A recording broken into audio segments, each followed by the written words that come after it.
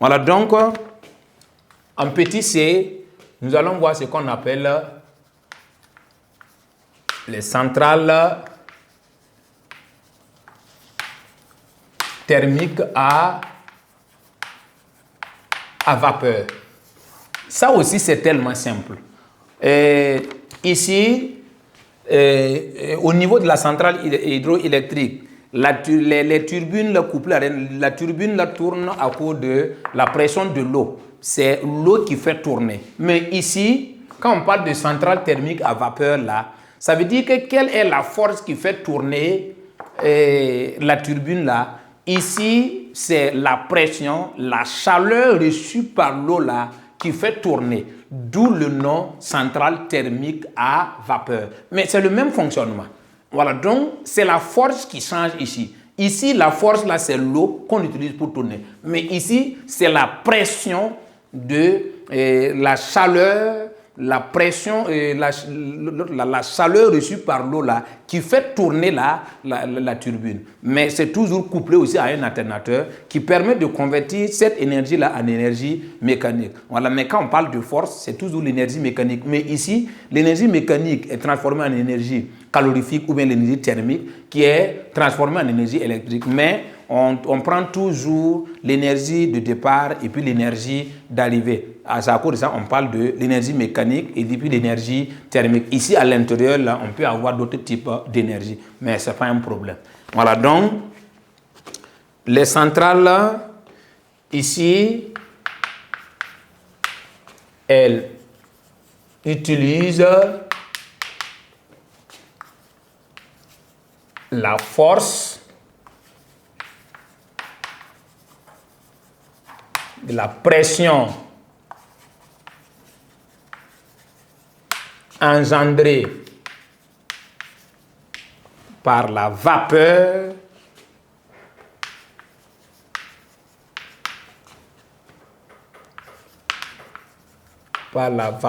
d'eau surchauffée par des combustibles, par la combustion des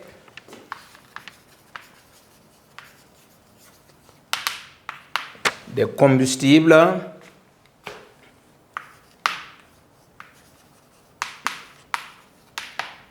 à plus de 500 degrés Celsius. Voilà, donc ça c'est cette pression-là qui fait tourner maintenant la turbine. Donc ici, la pression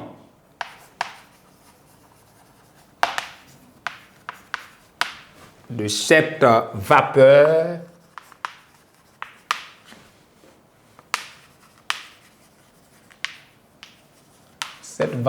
en mouvement fait tourner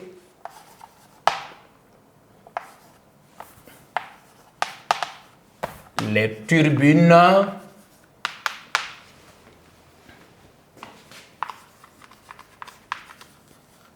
couplées à des alternateurs. Voilà, donc c'est le même principe. Voilà mais il y a toujours des avantages. Voilà, donc, et puis des inconvénients. Voilà, donc, dans chaque type de centrale, il y a toujours des avantages et des inconvénients. Maintenant, les avantages ici, c'est quoi? C'est la maîtrise de la technologie ici. Voilà, la maîtrise de la technologie fait qu'on peut faire fonctionner la centrale là sans problème. Maintenant, les inconvénients ici, puisqu'on parle de la combustion des combustibles. Voilà, vous voyez, le combustible en chimie, c'est quoi? C'est tout corps qui peut être brûlé. Supposons que, puisque l'eau là doit être chauffée, maintenant, si on utilise par exemple le bois pour chauffer l'eau là, regarde, le bois n'est pas renouvelé.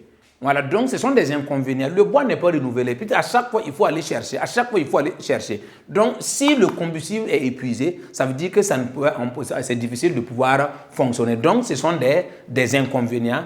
Ici, le combustible n'est pas, puisqu'on utilise le combustible pour brûler, voilà, pour pouvoir chauffer l'eau. Mais si le combustible n'est pas renouvelé, ça veut dire que ça cause problème. Donc, ce sont des inconvénients également qu'on peut rencontrer. Maintenant, les avantages, c'est la maîtrise de la technologie. Voilà, donc ici, ça veut dire que le risque là est faible. Du fait qu'on maîtrise la technologie, là, ça veut dire que le risque là est faible.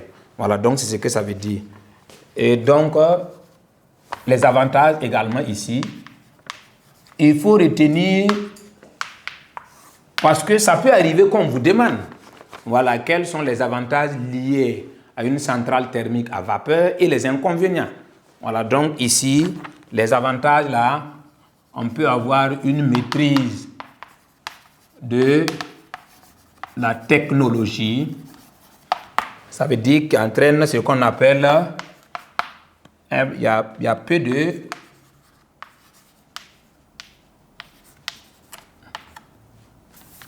de risques. Maintenant, les inconvénients.